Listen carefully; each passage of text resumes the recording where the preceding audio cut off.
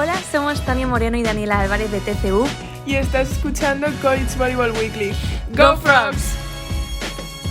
This is Tania Moreno and Daniela Álvarez from TCU. And you're on College Beach Volleyball Weekly. ¡Go Frogs! Hi everyone, I'm Charlie Ekstrom of Stanford Beach Volleyball, and you are listening to College Volleyball Weekly Beach Edition. Hi, I'm Alana Rennie of Arizona Beach Volleyball. And I'm Alex Parker of Arizona Beach Volleyball, and you're listening to College Beach Volleyball Weekly. Is that right? No.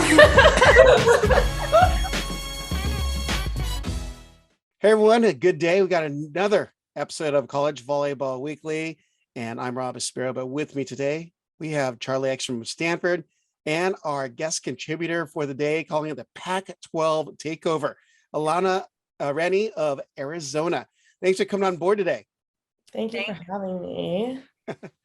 Well, Mads is in the middle of some senior project of some kind, or not a senior, she's working on her master's. So we know she's being very studious and doing well. And the Florida State team is definitely always one to watch. But we are going to talk about the other duels that happened in week 6, because as always, there's a lot of drama happening in a good way, competition wise. And I wanted to bounce it to our athletes here. And it is Student Athlete Appreciation Day. Now I think about it.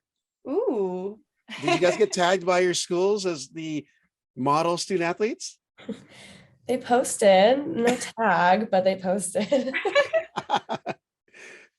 Well, as always, you guys are great ambassadors to your programs into the sport. And that's why I have you on. I got to meet you in passing, and Charlie and Alana, just watching you guys play, and you guys know the game. So, but I want to see what you guys know about this last week, because again, a lot of action happening across the nation. And particularly I asked both of you to pick 1 to 2 duels or tournaments or results that really caught your eye. And I'm going to start with Charlie, the senior member on screen here, and then bounce over to Alana. Awesome.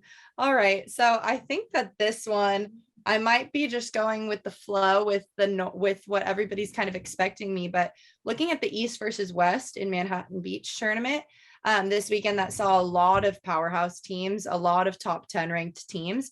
The duels that I want to pick out are TCU coming out with 2 wins against UCLA. They were the last 2 undefeated teams nationally, being TCU and UCLA. So TCU coming out on top.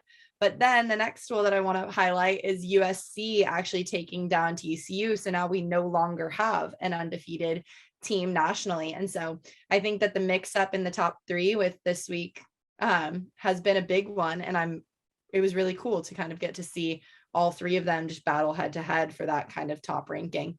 Yep. Let's jump over to Alana. Yeah, I definitely have to agree. Those were my focus duels for this week. I think I remember being on our travel trip and kind of just looking back at the scores like every once in a while to see like what was happening, what was going on.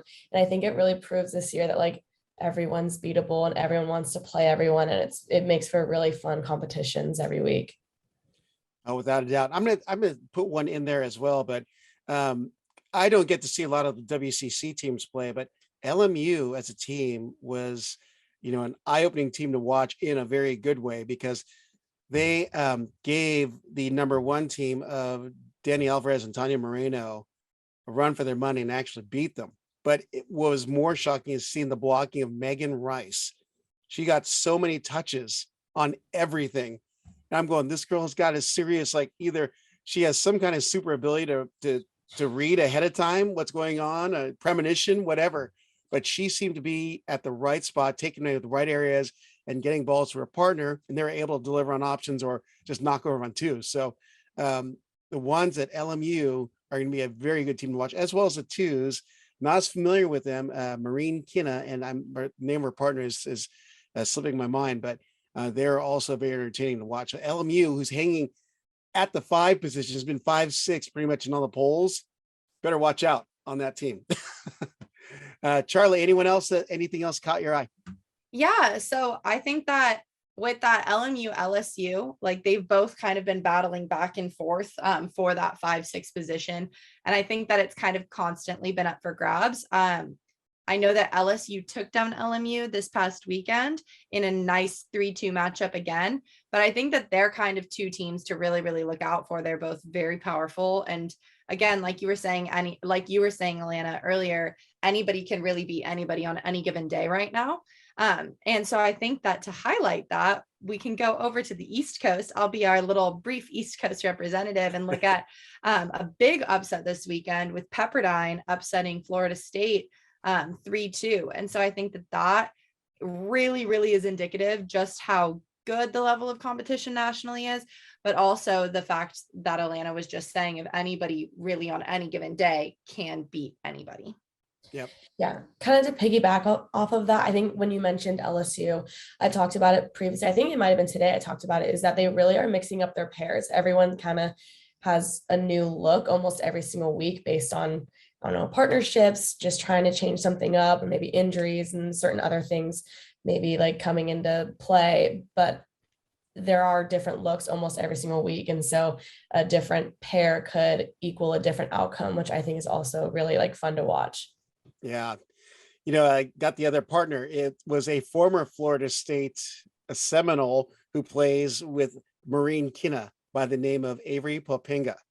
So ones and twos for LMU were good, but along with what you were saying, LSU, you mentioned watching how Coach Russell Brock was shuffling his deck.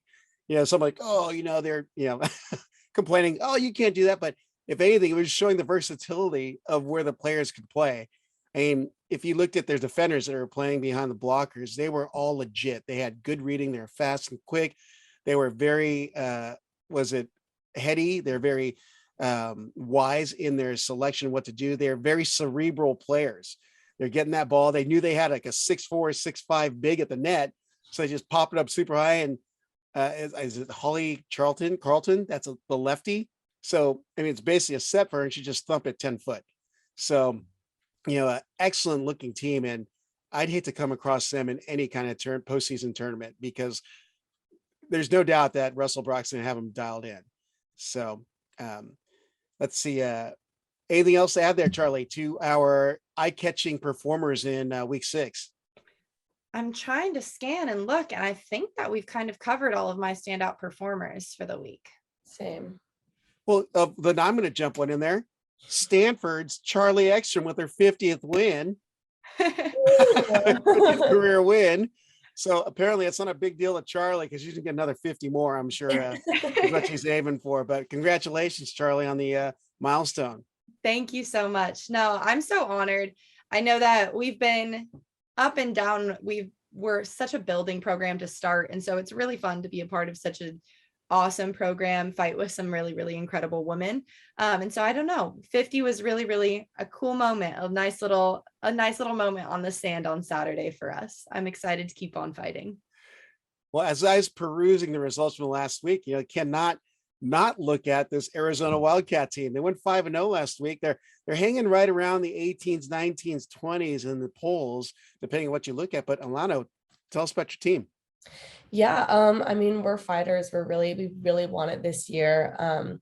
We have had a little bit of ups and downs, but I think at this part in the season, we're definitely on the rise. Everyone really wants every single game, and we are beating the teams we need to beat, and we're competing with the teams we need to compete, but we do need to have a little bit better results, and hopefully we'll bring that this weekend. Are there any particular pairs that are performing at a level that goes beyond the expectations that the team had for them? Well, I think this weekend was kind of like a more laid back weekend for us. It wasn't really like on anyone's radar with the teams that we were playing. We were at Texas A&M, Corpus Christi, and I think our fives pair actually with junior Hope Shannon and freshman Annie Cost was they really like had a great weekend. Annie is just a freshman, and so she's still just getting her feet wet, but she is a great jumper and had probably the record for blocks in a game as a freshman this past weekend. She was just insane, and you just couldn't get it past her. So I think our fives team was also one early in the season to really like be shuffled around with who was going to fill that position. So, they've had a little ups and downs trying to find that chemistry, but I think they're finally getting around to it. That's a great breakdown without giving up any secrets to your future competitor this weekend. So good stuff, Alana. You've done that artfully. Thank you. Well, let's go through the rest of the top 20.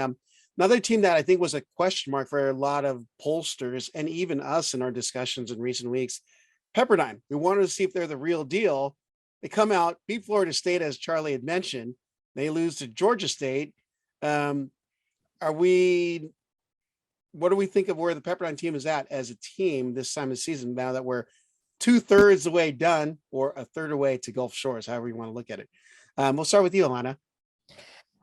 I think right now I can kind of just group everyone into this, is that now, like towards the end of the season, it's like more on people's minds. Like I feel like sometimes the rankings don't necessarily matter. It's the games that you're playing and how you're coming out with them. So I think towards the end of the season, people need to really like hone in on their skills and really fight for those wins. And I think with expanding the field to 16 teams now, it'll really shuffle things up. And I think we might have a little bit of a May Madness instead of March Madness this year with volleyball. So May Mayhem. How about that? that's good. That's really good. Let's patent that right now, and us three will get the cut. Okay.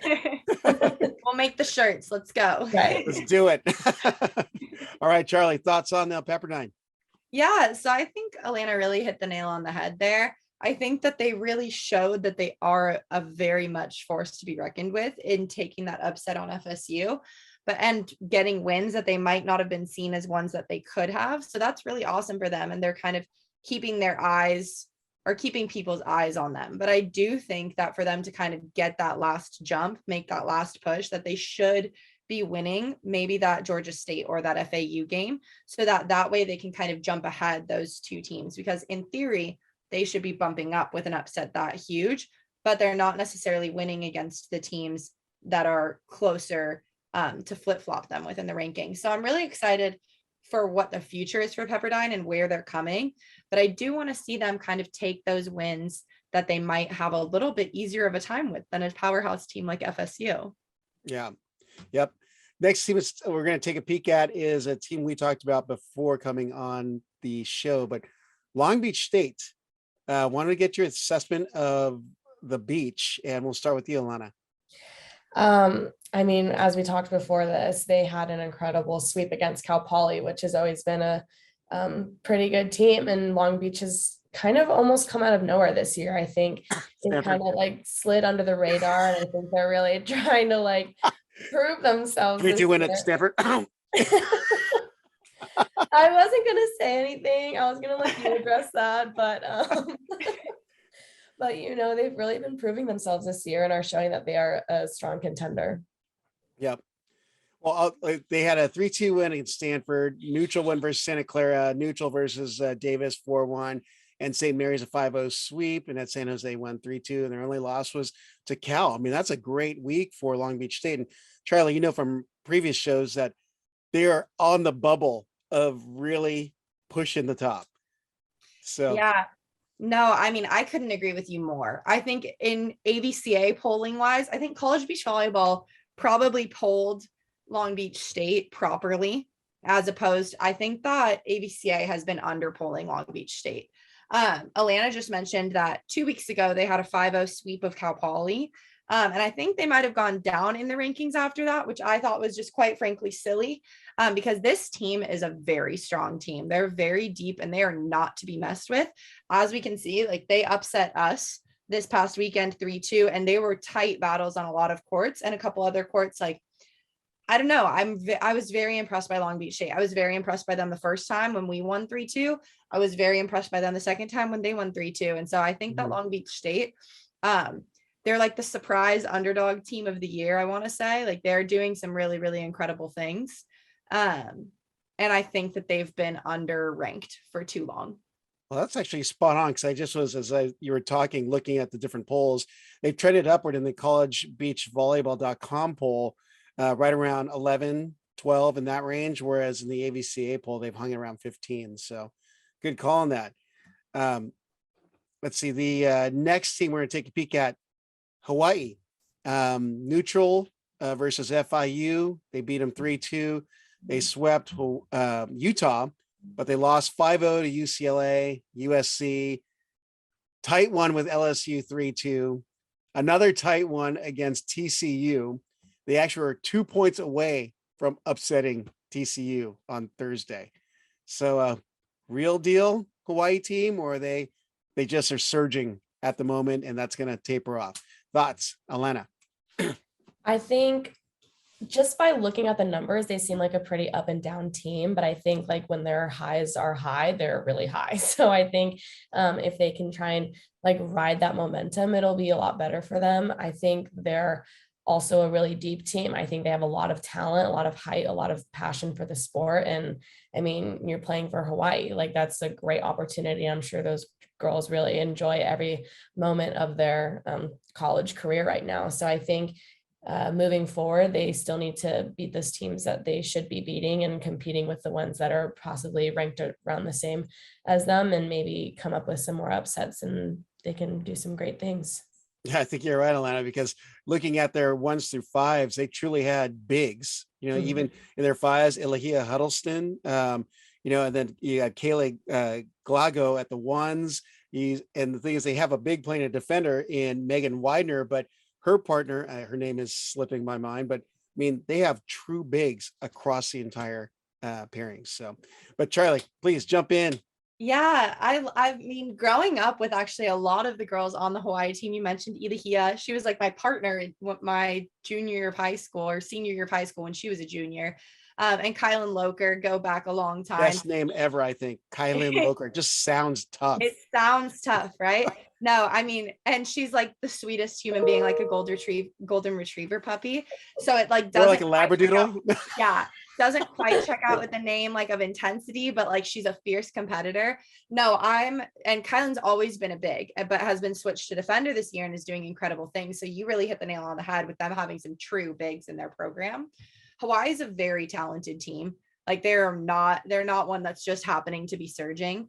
But I actually feel them on the almost upset of TCU, because we hit the almost upset of UCLA with like 3 courts going extra points in 3 the week before. And so, I mean, I feel the pain of coming super close to beating one of those top 3 teams and just edging a bit underneath them. But I do think that like Hawaii has earned their spot. I think that they had a little slip up a couple weeks ago, getting beat by UC Davis 3-2. But other than that, they've really been putting up the wins that they've been needing to on the board and are very much fierce competitors. Yep. Hi, everyone. This is Madison Fitzpatrick at Florida State, and you're listening or watching College Volleyball Weekly Beach Edition Top 20. Hi, I'm Erica Brock from FAU. Hi, I'm Mackenzie Morris from FAU. And you're listening to College Volleyball Weekly Beach Edition. All right, next team. Let's go over Stanford. We kind of talked about your week already, Charlie, and we just want to celebrate you had 50 wins. It was a good weekend. It was a bittersweet weekend. We would have loved to have gone 4-0, but we're coming back even more ferocious and ready for more competition this coming weekend. Yep. Well, I'm going to put it like in dartboard fashion. I'm going to name the 5 teams. It's obviously our top 6 teams.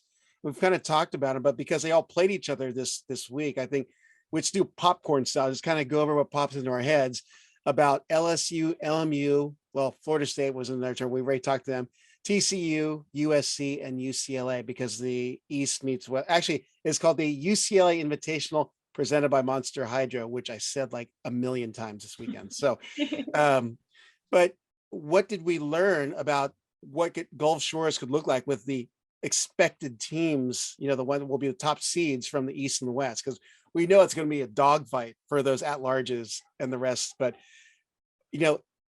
could there be a toppling of someone defending the crown, or is it going to be in their hands already, or can another team come in and shock everyone? If you're only looking at the 5 that were at the UCLA Invitational presented by Monster Hydro. Thoughts, Alana? I hate to say it, but I love how no one is undefeated anymore. I think that just brings a lot of, like those revenge games and those like, we're going to get it this time. And it just brings a lot more competition out of people. And I think that's really exciting. I think for this championships, it's just going to be super entertaining. And I think it could honestly grow the sport because of how entertaining and how competitive and how just fun beach volleyball is. And like, you can really see the passion that these girls have when playing the sport. And so I just love how we have these big competitions before the actual big competitions to kind of get a preview of like what's going to go on. And I mean, UCLA is going to be coming back for TCU, and TCU is going to be coming back for USC. Like, it's just going to be a dogfight. Yep. Charlie, thoughts? Yeah, I mean, for this being your first time being a co-host, Alana, I have to say you sound like a vet based on that analysis right there. I think that this weekend really, really spoke to the fact that there's no more like power 4. I think that it's more like a power 10 of schools. And I think it's really cool to see the depth of beach volleyball. Like I say this like every week at this point, I feel like, but it really, really speaks to the depth that this nation like of beach volleyball in college is producing, because, oh my goodness, like I would have never expected to see numbers 1, 2, 3 going 1, 2, 3 with one another, like, and mixing up and going back and forth, and 5 and 6 coming back and competing with them. Like, I feel like in the past it was like 1 and 2 were dominant over everybody, and like they kind of battled back and forth. But I do not think that is the case anymore. I agree with you that I'm really happy that nobody is undefeated anymore. There might be a couple undefeated pairs left, but nobody's really undefeated anymore.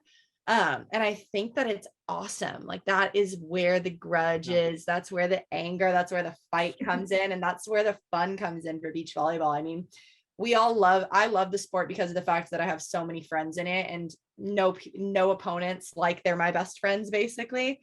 But I also love the fact that when we step on the court, like, we are going out for blood. And this season is very evident that that is what is happening. Yep. Actually, to both your points, Alana, you brought up a great example. I was working the UCLA TCU ones between Lexi and Abby versus Danny and Tanya. And, it was a very cordial match, but, so Danny got a good block on Lexi, and you could tell it just upped Lexi's competition level or motivation. Next ball she hit, she thumped it, bounced it over the backstop because she was so, she's like, and then she looked across the net. I'm like, oh boy, it's on now. And then Charlie, to your point, how many Division I beach volleyball teams are there? There's over 60 or something at this point? I think it's somewhere like 150. Okay, so 150, you got to figure there's 5 different pairs on each of those teams. Look at this stat. Of all those teams that have been playing nationally, there are only 2 undefeated teams in the pairings. Those teams are Megan Kraft and Sammy Slater, and Delaney Maple and Julia Scholes. Everyone has a loss on the season. Sounds like I've got an 8 a.m. game against them on Saturday. Let's see what we can do. No. I mean, it sounds about right. It very much sounds about right that there are only 2 left nationally. Like, this is some deep beach volleyball. There is really, really, I mean, everybody is talented. Everybody is good. The depth just speaks to it all. Yep. Oh, without a doubt. Well, let's go into our next topic, which is, who are some of your top performers during week 6? Could be a person, could be a pair, could be an entire team, but seeing some of the results. And if you want to be Pac-12 biased, I'm good. You guys are the co-hosts right now. So by all means, jump in. If you've got one, just go drop it out there. I might be a little bit Pac-12 biased. I'm not going to lie, just because of the fact that we had some Pac-12 teams doing some pretty incredible things, but I might not completely also. Like, I think as a whole, the program of TCU never ceases to amaze me and never ceases to be incredible. But then looking at pairs, I mean, I think it's completely correct why Delaney and Julia are the Pac-12 pair of the week. I mean, I've watched them play. I've never seen 2 people smile as much while they're playing together. It's pretty adorable. And then also simultaneously kick people's butts and do incredible things and be fierce competitors. So I think that that's a well-earned Pac-12 pair of the week. Morgan and Jordan of FSU being the CCSA pair of the week is also really cool, I think, because they're a pretty new pair. I haven't seen a bunch of them together. And so being a new pair coming together and being able to put up a lot of wins and be the CCSA pair of the week is very, very cool. So big shout out to those USC and FSU pairs. Yep. How about you, Alana? I think I mentioned her in my first interview with Alex, but Kelly Agnew Green on Oh, LSU yes. Yep. volleyball. Her partner's my partner's name is slipping my mind, but she has been Kylie DeBerg, I believe. Kylie DeBerg, she's played with Grace Seitz also, I believe. Yep. Or yeah. Yep. So They I mean, shuffle the deck. as a So whole, but Kelly has been consistent in winning wherever she is in the lineup, whoever she's been playing with. I played club with her, so I just recognize her name a lot easier. And so when they post their updates saying maybe they lost 4-1, but she's the one who won. And when they are like tight in games, she's the one coming out on top. So I think she's really just an intimidating person to play against and is really consistent and is showing that at one of the top programs. is she a Phoenix girl? Yeah. What is it with the Phoenix water? You got Sponsel, you, her. I mean, there's a bunch of other ones there that are really killing. Molly Turner. Yeah. But yeah, I agree. Kelly Green Agnew, watched her play because the courts that I was working on, I just ended up being on LSU's court. And I'm like, wow, this is a phenomenal defender. Mm-hmm. Whoever she is behind, she's getting the pickup and putting the ball away. And although she could hammer the ball, she was so crafty too. So excellent call. Did we go? So you picked yours. I'm gonna pick mine. Brooke Van Sickle and Kaylee Glago. I hadn't seen a lot of Hawaii, but being there on my number one court where I work at Mapes Beach, I got to see them play, and Brooke was bouncing balls over the broadcast tent where I was working. So it was hard not to notice her because you'd hear this thump and this bounce go over. So, and she is so fiery. I wouldn't hate to be on her bad side. Sweet girl off the court, but man, she is mean on the court. Yeah. Wonderful human to play with, not to play against, because you never want to be on the other side of that hit. I got the pleasure of playing with Brooke as my partner at the USA national team training block last year. She is so fun to play with. And I swear, like, I've never seen, she's not the tallest. She's got super long arms and the most insane vertical of anybody that I've ever seen. That girl puts balls away and hits harder than anybody I think I've ever seen. Like, the way that you described it of bouncing it over, I was like, yeah, that sounds like Brooke. Like, you hear a big bounce, sounds like Brooke. Well, big bounce Brooke. We got a nickname now. I got the pleasure of playing against her this year. And yeah, I definitely feel that of not really wanting to be on the other side of the net from her hit. She can really smack the ball. And I think that coming from Oregon as one of their outside hitters is really where that came from. But yeah, it's crazy. Yep. I don't think we named the National Pair of the Week. I've been scouring all the releases, but National Pair of the Week, USC's Haley Harwood and Tina Grodino, well-deserved. I mean, undefeated against top 5 teams the entire weekend. So, and the thing is, they were a little slow on Saturday morning, believe it or not. They just didn't seem like they were there, but they were able to gut it out and win in 3. So, congratulations to Haley, another Phoenix girl, I believe. Yes. And Tina Grodina, that's a little farther away. That's Latvia. So let's jump on to what's on our watch list for week 7, because it is crazy that we are going to be, it's 2 weeks out from conference tournaments and 3 weeks out from Gulf Shores. And I can't believe how fast this has gone.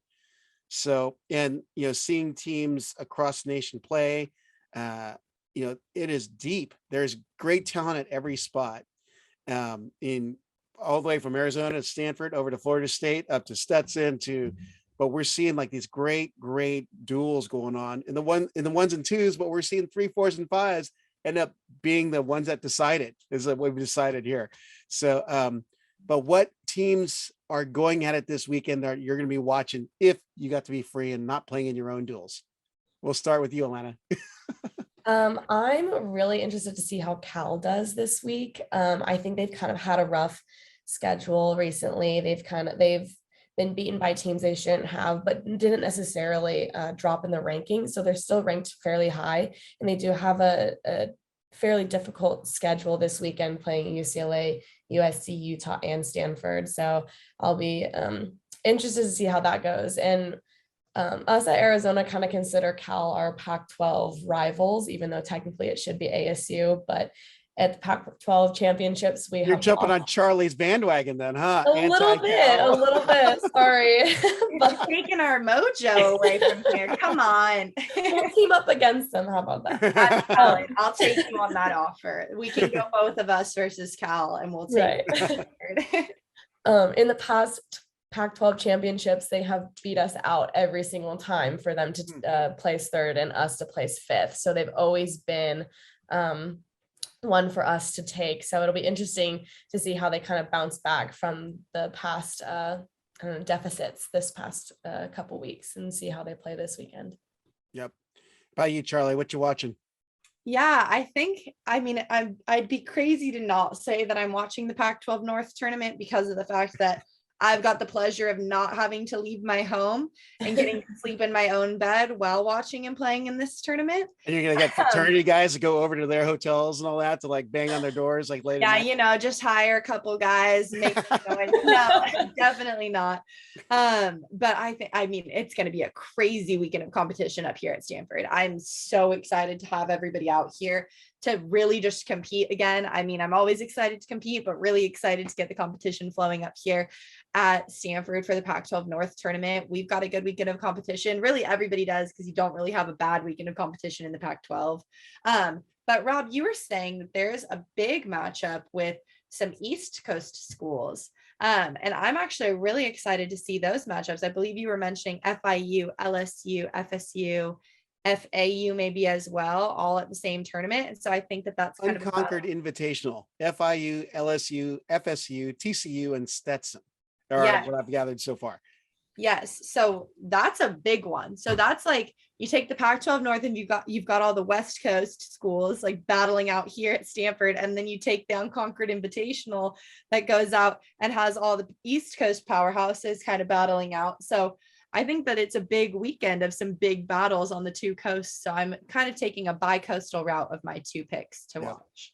Well, that's interesting because that tournament with the I don't want to say the breakup of the CCSA, because now there's Conference USA.